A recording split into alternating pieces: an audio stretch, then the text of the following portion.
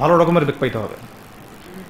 আর বিগত সময় আমরা অনেক ভুল করছি, যেমন মন খারাপ করেন না, এগুলো আমরা ভুল করছি। এই যে আমরা সেকুলারদেরকে অনেক বিশ্বাস করে ফেলছি, ওদের সাথে জোট করতে গেছি, ঠিক আছে, ওদেরকে আমরা ভাই বোন করার চেষ্টা করছি। আসলে এদের সাথে আর কাফেরদের সাথে কোনো পার্থক্য নেই। সেকুলারিজমে যারা আছে আর কুফার যারা, এদের মধ্যে কোনো পার্থক্য নেই। ওই কালিমা পড়া না পড়ার পার্থক্য, তো বাকি আপনার পিঠে ছুরি এরাও মারবে ওরাও মারবে।